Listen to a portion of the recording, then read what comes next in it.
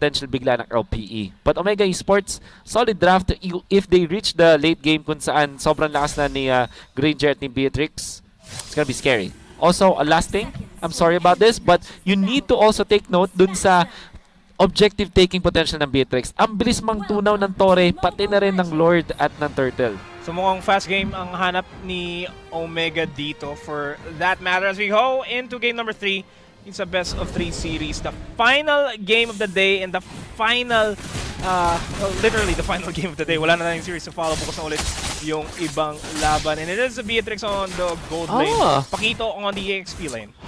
Man, I like the adjustment mula sa LPE. So na-mention natin kanina na pwede siyang gold lane Chang'e. At indeed, ganun nga yung mangyayari. So si Arms, instead na mag-Chang'e siya na yung Sylvana na alam natin na pwede sila magpalitan. Nung first pick Benedetta mula sa LPE, nag-decide sila, okay, sige, si Bimo na lang yung gagamit as the roaming Benedetta. And this allows LPE na magkaroon ng sobrang taas ng damage output sa lahat ng stages ng game natin early until the late game dahil sa coverage na meron ang isang Chang'e, Yisenshin, and Barat's combo. And on the side of Omega here, you said it best na Beatrix is an objective killer. Matutunan niya yung objectives. And all Toshi needs right now is to get a lot of space. And speaking of space, Bimo does not have a lot of space to move around here. Ars gets a stun onto Kenji just to keep him alive. And they manage to not secure the orange buff for themselves. But at the same time, nobody really falls down there. Yeah. Mahirapan din dito si GZ kasi may nakakabwisit na Benedetta na humahabol-habol sa kanya. If you imagine, Aspects level 4, halfway papuntang level 5 at si GZ ngayon pala magsisimula sa kanyang purple buff. Ryota, dumalo pa para lang din talaga mag-reset. It's gonna be annoying. Unlike yung previous games natin na yung Granger ay nagkaroon ng free farm sa early stages, this time, mahihirapan si GZ. Yan na si Bimo. Oh, diving into the third Electro final. Blow just to secure the kill, pero actually it was Ars that secures that for himself, and Hayes and Curtizi wants to go for a trade. It is a 1-for-2 trade in favor of Omega. Oh man, I can't imagine kung gaano kahirap ito para kay GZ. You have Sylvana na lakas manggulo, meron ka pa din na roaming Benedetta. It's gonna be difficult para sa Granger. In fact, kanina nung nag-level 4 na si Bimo sa kanyang Benedetta, meron siyang ultimate. Almost level 4 pa lang si GZ nun. Kaya hindi siya nakakontra with the Death Sonata. Kahit nasa likod siya ng kanyang second turret, kinapos pa rin. Malaki na ang difference ni Aspect, pati na rin ni GZ. And this is really looking good para sa LPE. And this is all thanks to the invades na ginagawa ng LPE dito. High impact invades that hindi nahihirapan na si GZ. Paulit din natin sasabihin dito as Hayes flickers in towards the backlines of Ars and Jake the Dog. But here comes the meteor shower. Aspect will actually fall down there. Omega trying to fight back in this game. The Electro final blow will not connect to anybody. Curtizi and Hayes will fall back. Aspect, the only one going down as well as Toshi. The classic combo ng LPE. Minsan ginagamit nila yung Chang'e kay Arbs. Minsan din naman ay kay Jake the Dog, but it is the same. Imperial Justice, pati na rin Meteor Showers. Shoot na shoot. Wala nagawa yung Omega. They dealt damage gamit yung Beatrix. Nakawa sila ng isang return kill, but we'll see na masayang-masaya si Jake the Dog sa nangyayari na to dahil lamang na siya over Toshi in their matchup. And another thing to point out here, the Yisenshin pickups guarantees na alam kaagad nila kung saan pupunta si GZ. And as long as alam nila kung saan si GZ, alam nila kung saan sila iiwas, alam nila kung saan at kailan sila pwede mag-invade. As Ryota, kinain si Kenji. Kenji will be able to escape barely with his life. Okay. Hindi rin inatake ng Torre masyado si Kenji kasi mabilis na maglakad. And Kenji did not hit the Barats first. Do take note, mayroong mga minions are under the turret. So, medyo wasted ultimate kami na from Ryota, pati na rin yung flicker.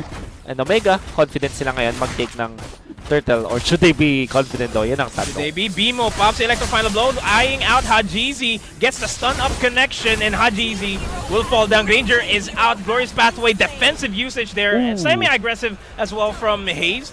Will manage to secure 2 other kills onto Arvs into Aspect. It's just Jake the Dog alive in this team fight. Ryota in the backline, surrounded by 4 members. Mukhang wala siyang matatakasan. Gets 1 bite off of it to try to get the turret aggro onto Kenji, pero sobrang kunat nga niya. Oh, without damage, Kenji, he knows na mahuhuli din talaga siya kaya hindi siya umatake dun sa Barats, which also meant na hindi siya yung atake na torrent. Nice juggling from OMG from Mega Esports. Bimo?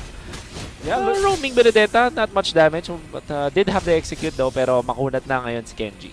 And unti-unting na lumalabas yung problema ng LP dito. It is the Kenji. It's not Hajizi for that matter, it's Hayes and Kenji. As I say that, Toshi goes down, and we haven't seen an objective being secured by Omega just yet. Maganda yung kill na nakuha ng Omega, 3 dun para kay Toshi, but the fight afterwards, nag-favor talaga si LP and Hayes. Flicker forward, okay. Commits the Glorious Pathway para kay Curtizi to take the kill onto Arvs, pero Jake the Dog will just have to use that Meteor Shower. Literally walking out of there, LPE. Parang wala naman din sila masyadong ginawa. Parang cover fire lang kami na from Meteor Shower, but ang daming ginamit na important resources mula sa Omega. Flicker ay isang resource. Imagine having 1 minute and 30 seconds na wala kang flicker on your tank, tapos you also committed yung yin-yang overturn and the Glorious Pathway din. So weird na decision mula sa OMG. Weird decision making here indeed. Alam nila na they have to secure kills, pero it wasn't really effective for themselves. Na they had a good idea on the top lane, pero they weren't actually expecting a full 3-man line. I mean, they weren't actually expecting 3 members from LP in that tribe rush. And that costs the, well, not actually cost the life here, but the HPs are dangerously low here for the rest of the members of LPE. Sila pa yung nadehado dun sa fight na yun. But they do manage to get the turret off of that. Arv just buying a lot of time, manages to dash out. Bimo, nandiyan para tumulong. Gets the dive in. Ryota looking for an opportunity, and Bimo's gonna be playing the prize. Commits the electro final blow a bit too early. Questionable plays for both teams. Makataas.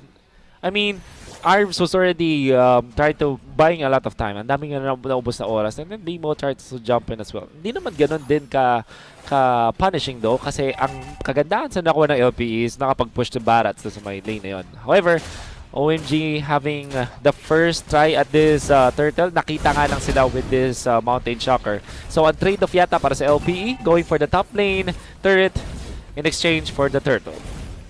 And it's almost always going to be the turret here kasi LPE now has a wide open map. Kaya nilang i-take kagad yung jungle ng Omega dito. More resources out there. And Arvs, it's taken out.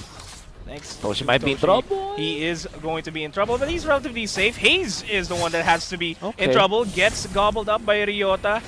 And there's not a lot of positioning here for LP to really follow it through. Omega going to oblige with a kill onto Bimo. Another kill on the board for Toshi, and they are on the chase. Gets a flicker into Ryota. Ryota will get taken out, and it's this bottom lane turret na ina-eye out ng Omega to even out the map. BOD now picked up by Toshi. Yung haba ng fight na yun, awkward para sa teams. Might get an exit kill kay Jake the Dog. Might, but the Meteor Shower is deterring them from pushing any forward. Oh, Aspect, maganda yung pwesto. Oh, against 4. Mountain Shocker. Beautiful damage output. Will get the kill onto Hayes. But the HPs are low. Arvs ata nagigigil siya. Oh man, ang weird and unfortunate ng turn of events for actually both teams. Flicker pero mas maganda yun. Gets the catch. Aspect looking for the wipeout, and he does get the cleanup there. The shutdown as well. Oh my god. Arvs, napakagandang talon nun using the flicker. No match at all. May return kill ba?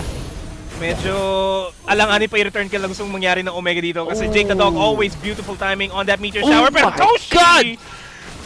Damage output way too much onto Jake the Dog in Aspect. Oh, but Ryota. Unstoppable clashes, Nomad. Non-stop clashes here. Ryota and Bimo wanted to go for Kenji and or Toshi. Okay, so I was gonna say, unfortunate events for Omega, tapos biglang unfortunate events para sa LPE.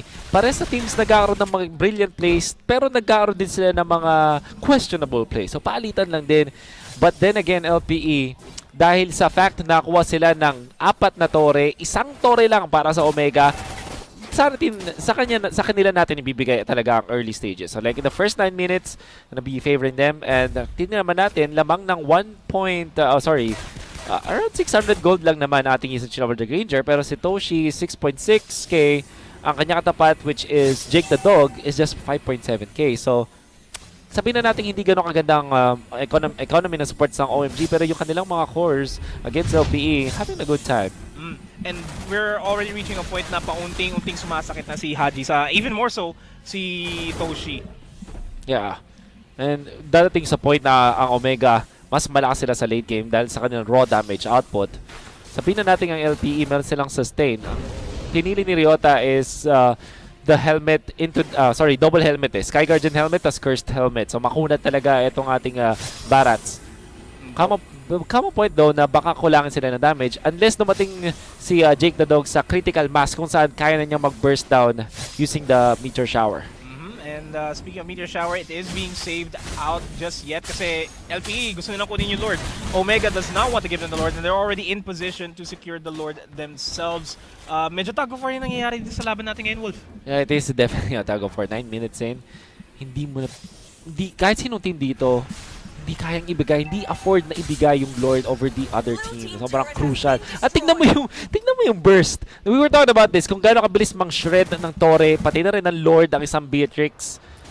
Give him a little bit of opening lang. Nako, makabilis yan. That's why LPE are respecting this. Hindi sila nagpapapoke, pero kakasabi ko lang. Hindi nila nirespeto ang bush. And look at the damage outflow from LPE. The Mountain Shockers as well reveals the location of Omega. The Glorious Pathway will be used defensively para mabuhay sila doon. A 1-for-1 trade. Omega slowly getting back into the game. 2 mid laners, flickers committed kay Ryota. And a lot of battle spells din para sa Omega. So I think LPE are feeling confident now. Feeling very confident. It's just Kenji and Haji contest this Lord. And let's take Kenji out of the equation as well. And that's a bad decision para sa Omega. Giving up yung kanilang EXP laner.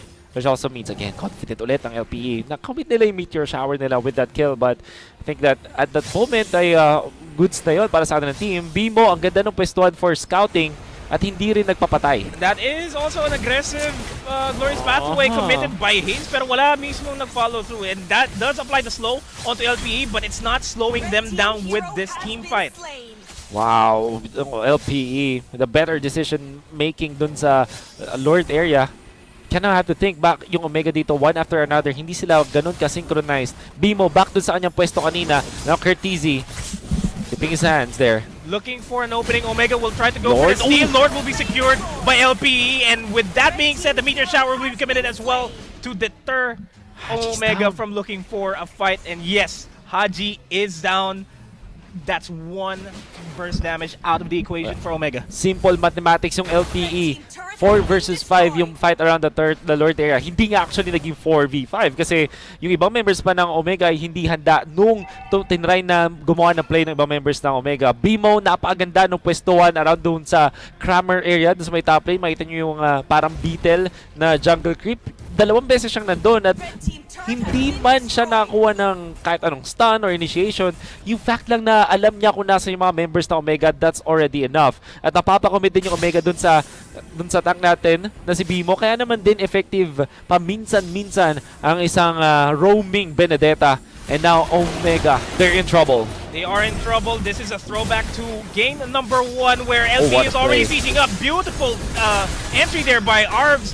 HP already low from Toshi, forced to back off. Yung damage output na meron si Toshi, hindi niya masyado na-apply kasi lagi siya nababurst out. Kailangan niya bumalik agad para mag-reset. That's right. And now the siege for the mid lane is happening as well. They will not be able to secure this, pero they have to fear the fact na yung LPE nasa labas na ng bahay ng Omega. So you see, yung magagandang talo dito ng LPE, kaya natin masabing maganda sila kasi nagugulo nila yung backlines, nakaka-achieve sila ng pag-take ng objectives at hindi lang yan, nakakaalis sila safely. Another jump from Arms. Another glorious pathway committed. Hopefully, this is going to be the aggressive play from Omega. Pero again, beautiful timing by Jake the Dog. Hindi niya basta-basta binibitawan yung Meteor Shower. Now look at this decision from LPE going for defensive items. Kaya ang kukunat nila. And even with jumps, hindi sila napapatay kahit ang taas ng burst potential ng Omega. Bimo in the backlines, Electro final blow, connecting on the Ooh. two, catching Haji, Oh my God, but Hajizi. is being controlled out by Toshi. Oh my And the Meteor goodness. Shower, just to add a little bit of salt. I am dumbfounded. Ang ganda nung kontra dun ni Hajizi. I honestly thought na dead to rights na sila from Bimo's jump tapos may initiation din from other members of LPE. Pero instead na bumak ng totally, sumindstep siya ng konti papunta dun sa kanan from our field of vision. And that meant na nabuhay siya. Ginamit din niya yung ultimate kasi meron kang konting recoil coming out from the Death Sonata, di ba? Meron kang konting atras or, you know, meron kang konting roll when you're doing it. Ginamit din niya yung to his advantage after the rondo. Very smart usage ng kanyang Granger. And again, wonderful usage of the Mountain Shocker to get information kung nasaan yung Omega sa mapa. And they know for a fact they're on the top side. They will be creating a lot of space. LP will be creating a lot of space for themselves to deprive Haji, deprive Toshi of any farms. I like this. Omega, nagpapakita ng veteran moves on their defense, pero yung LPE parang talagang contender yung kanilang mindset. Especially with how they are performing, yung pwestuhan dito ni Bimo, makikita mo na maganda talaga yung communication ng LPE as a team kasi bawat galaw nila ay may parang plano before it happens. And now they're in control. Sabihin na natin na hindi ganoon kataas yung kanilang damage output kung banggaan lang ang usapan, pero the way that they're playing it and yung pagma-maximize nila ng mga heroes nila sa pwestuhan, sa timing, it makes it so na mas maganda yung kanilang itsura when the team fights do happen.